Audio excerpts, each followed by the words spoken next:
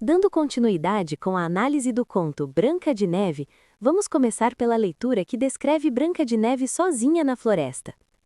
Enquanto isso, a pobre menina vagava sozinha pela floresta, apavorada, sem saber o que fazer, até que saiu correndo loucamente, entre espinheiros e pedras aguçadas.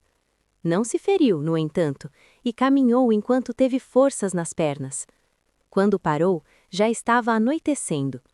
Olhou em torno e viu uma pequena cabana, e lá entrou para descansar um pouco. A floresta é certamente o símbolo mais rico em significados do trecho. Representa vários aspectos humanos, tais como o inconsciente, o território desconhecido da psique, o nosso lado sombra, os desafios humanos, entre outros. O ato de entrar nessa dimensão do ser pode ser narrado como a vitória sobre o rito iniciático ou de passagem. Joseph Campbell define esse ato como a aceitação do chamado. Dentro de nosso contexto, outra maneira de interpretar o símbolo da floresta é como sendo o ingresso em um novo patamar da consciência após ter cruzado um limiar. Nesse sentido, o ato de ingressar na floresta significa a transição do mundo da ordem, onde habita tudo o que já foi conquistado, descrito na nossa história como o castelo, a madrasta, etc., para o mundo do caos ou do desconhecido, representado pela floresta, a noite, os espinheiros e as pedras aguçadas. O mito antigo de Pan, surgido entre os séculos 4 e 5 a.C., aponta para significados importantes do símbolo da floresta. Pan, na mitologia grega, é o deus dos bosques, dos campos e dos pastores, associado ao ambiente selvagem e não domesticado. Metade homem, metade bode, ele representa o lado irracional, animalizado, instintivo e caótico da psique humana. Seu nome deu origem à palavra pânico, que significava o medo súbito que os viajantes sentiam ao se perderem na floresta, como se fossem tomados pela presença invisível de Pan. Ao lado disso, sabemos que o deus Pan, ao tocar sua flauta siringe, causava encantamento e conectava os homens ao sagrado da natureza. Nesta metáfora interessante de Pan, a floresta, que representa a ameaça e caos, é também fonte sagrada de beleza e inspiração. A floresta é o território de Pan, e o objetivo de adentrar nela é confrontar aquilo que está fora da ordem racional e civilizada. No centro da floresta, ou seja, na animalidade interior de cada um de nós, há um espaço que precisa ser desbravado e reconhecido para que seja, então, transformado e civilizado. A partir de agora, vamos apresentar, a partir da análise filosófica da obra de alguns pensadores, uma síntese do que entendemos ser o significado simbólico da floresta. Organizamos os nomes pela ordem de nascimento desses pensadores, começando pelos mais antigos. Para Platão, a floresta é o mundo das sombras e ilusões.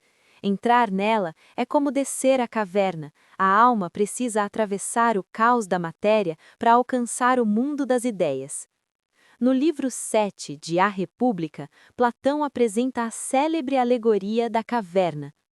A ilusão que moldava a compreensão da realidade pelos habitantes da caverna guarda semelhança com a falsa sensação de segurança oferecida pelo castelo, suas muralhas e arredores, ou, de modo mais amplo, pelo conforto do que já é conhecido. O momento em que Sócrates descreve a saída forçada do prisioneiro da caverna, e se o arrancarem à força de sua caverna, o obrigarem a subir a encosta rude e escarpada, constitui uma representação aproximada da travessia pela floresta em que Branca de Neve se encontra no trecho em análise. Segundo Jung, a floresta pode ser compreendida como o inconsciente coletivo onde a alma encontra modelos de comportamento que não controla e, portanto, produzem o caos psíquico, medo, desorientação e desordem. Para Joseph Campbell, a floresta tem o mesmo significado simbólico do ventre da baleia, um espaço escuro e desconhecido onde o herói é separado do mundo comum e se prepara para confrontar aliados e inimigos, desafios e soluções. É a necessária descida ao submundo, o mundo subterrâneo da psique, para que se complete o ciclo de morte do homem velho e renascimento da consciência renovada. Para Mircea Eliade, a floresta é o espaço sagrado da provação iniciática. O herói, ou a alma, deve atravessar esse território selvagem para transformá-lo e se transformar por consequência. Jordan Peterson interpreta mitos como narrativa sobre a ordem e o caos. O castelo da madrasta é onde habita a tirania, a estagnação, o conforto, a vaidade e o comodismo. A floresta é a zona caótica e imprevisível onde habitam dragões perigosos que guardam preciosos tesouros para aqueles que tiverem coragem para enfrentá-los e vencê-los. Branca de Neve precisa atravessar esse caos para encontrar novos fundamentos de ordem, representados pela cabana e pelos anões. A floresta, na visão de Lúcia Helena Galvão, significa o silêncio e recolhimento, onde o homem se afasta do ruído da vida cotidiana e pode ouvir a si mesmo ao mesmo tempo em que representa aquilo que não está totalmente iluminado pela razão, o território do desconhecido, que exige coragem para ser explorado. Neste cenário de provas e ritos de passagem, o ser humano é confrontado com seus limites e pode renascer mais consciente. Para finalizar essa longa análise sobre o símbolo da floresta, queremos destacar que, no campo simbólico, o trecho que estamos analisando não fala sobre uma fuga, mas sobre um ato de extrema coragem. É sobre olhar para dentro de si mesmo, para os aspectos mais animais, com a finalidade de reconhecer e alterar a própria conduta. Isso demanda coragem, vontade, perseverança e, acima de tudo, abertura para o novo. A partir de agora, vamos analisar o protagonismo que Branca de Neve passa a ter na história. Até aqui, analisamos a madrasta como o símbolo para a consciência humana, uma vez que foi ela quem protagonizou o início da história. Mas, à medida que avançamos, percebemos que o texto sugere uma certa alternância desse protagonismo e, portanto, da consciência. Isso acontece à medida que os atores se revezam, de forma que podemos ver esse fluxo iniciando na madrasta, que atua de forma rígida, vaidosa e repressiva. Em um segundo momento, temos a consciência convergindo para Branca de Neve, quando essa passa a atuar e mostra seu valor ao caçador. Por fim, a consciência transita para o caçador, quando este deixa de obedecer automaticamente e reconhece o valor e a nobreza da alma. Esse movimento sugere que a consciência, no âmbito de nosso conto, se alterna em diferentes funções, que ora reprimem, ora protegem, ora permitem a travessia. A consciência, ao transitar entre madrasta e caçador, revela que, além do aspecto rígido, abriga também a dúvida e a abertura. Esse trânsito não é uma regra, mas uma possibilidade que viabiliza a jornada da alma. Se a consciência fosse apenas madrasta, teria sobrepujado a alma e seus impulsos. Trazendo para nosso dia a dia, você deve conhecer pessoas que nunca mudam de opinião, ainda que percebam estar erradas. Outras que só mudam depois de apanhar bastante da vida, e outras que se adaptam facilmente às mudanças. Ao perceber que dentro de nós vivem os aspectos da madrasta, do caçador e da Branca de Neve, poderemos usar como ferramentas o melhor de cada um deles. A rigidez e resistência da madrasta pode ser útil para enfrentar situações complicadas. Os mecanismos do caçador, monitorados pela consciência, ofereceram pistas importantes sobre quem somos e como podemos prosseguir. A nobreza da Branca de Neve indicará onde devemos chegar.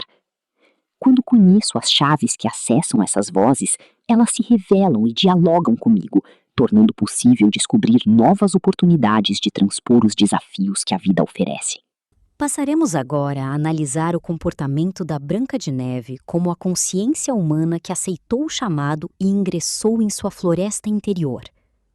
A primeira referência que chama nossa atenção é o trecho que narra que a pobre menina vagava sozinha. Isso significa que o processo de amadurecimento psicológico e espiritual do homem não pode ser terceirizado, devendo ser vivido por cada um de nós individualmente. Esse processo pode ser compreendido a partir de 3 perspectivas principais. A perspectiva psicológica, ou a individuação, proposta por Carl Jung, trata do processo de tornar-se um ser único e inteiro.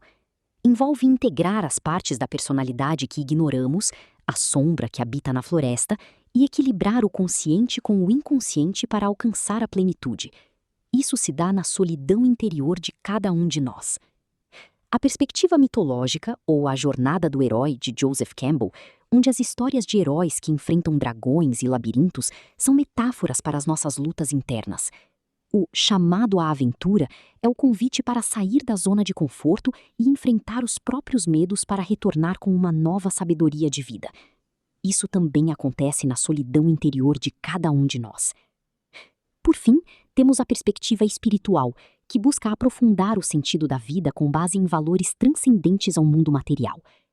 Nesse campo, o homem mergulha em sua intimidade na intenção de reconhecer o quão harmônicos são seus valores pessoais em relação às suas crenças espirituais. Mais uma vez, temos um movimento que acontece na solidão interior de cada um de nós. Em nossa análise, é disso que se trata a referência à solidão de Branca de Neve. A próxima referência sobre a qual queremos nos debruçar diz respeito a ela estar apavorada, sem saber o que fazer, até que saiu correndo loucamente. Pensamos que essa é mais uma referência ao caos psíquico, ao medo e desorientação natural, dado o ingresso no novo patamar de consciência. Trazendo para nossa realidade, basta que você se lembre de algum evento de grande vulto que tenha enfrentado no passado e conseguido superar. Os aspectos apresentados referem-se aos primeiros momentos vividos nesse evento, onde tudo parecia estar desabando sobre nós. Com certeza, a narrativa de estar apavorada, sem saber o que fazer, vão soar familiares. Após isso, temos que, em sua jornada, Branca de Neve caminhava entre espinheiros e pedras aguçadas, que simbolizam as dificuldades inevitáveis do processo de individuação. No entanto, ela não se feria, o que sugere que a consciência, embora atravessada por medos e dificuldades, não é destruída por eles. A mente pode ser perturbada, mas mantém sua integridade. Aqui, o conto sugere que a consciência tem uma força de preservação que a protege contra a dissolução.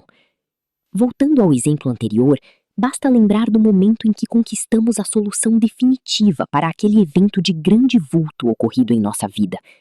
Nossa consciência não só não se feriu, como se fortaleceu e está mais preparada hoje para enfrentar a situação, caso ela se repita. Temos outra referência simbólica no trecho "Quando parou, já estava anoitecendo", que trata do final de um ciclo. Já conversamos sobre os ciclos no vídeo 1, quando falamos sobre o inverno, e no vídeo 4, que trata quase que exclusivamente desse assunto. Nesses vídeos, o ciclo era tratado simbolicamente como as estações do ano. No trecho atual, a noite também é uma referência ao final de um ciclo, no caso de um dia, e tem as mesmas implicações que tratamos anteriormente.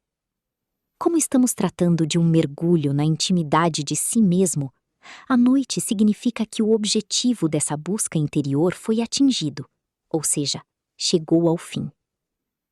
É por conta disso que, na sequência, o texto narra que Branca de Neve olhou em torno e viu uma pequena cabana, e lá entrou, para descansar um pouco.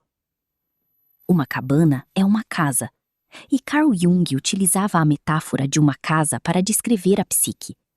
Para ele, a consciência é a sala iluminada, mas existem corredores escuros e porões que representam aspectos inconscientes do homem. Esses são os locais que Branca de Neve está percorrendo no nosso conto. No vídeo Branca de Neve, uma análise simbólica parte 6, Mecanismos de negação, nós abordamos a questão da casa mental, quando falamos sobre o livro Dragões Não Existem, de Jack Kent. A cabana representa, portanto, o espaço organizado que a consciência construiu nessa caminhada. Trata-se de abrigo em meio ao caos, onde é possível encontrar estabilidade, repouso e sentido. É uma referência que reforça o anoitecer ou o fim do ciclo e demonstra que a busca de Branca de Neve pelo que estava escondido produziu resultados. Se ela chegou a algum lugar, que lugar é esse? Bom, isso nós vamos ver no próximo vídeo. Isso é tudo o que temos por hoje. Esperamos que você tenha gostado. E se estiver chegando agora ao canal, veja na descrição do vídeo o link para a playlist completa das análises do conto Branca de Neve. Até nosso próximo encontro!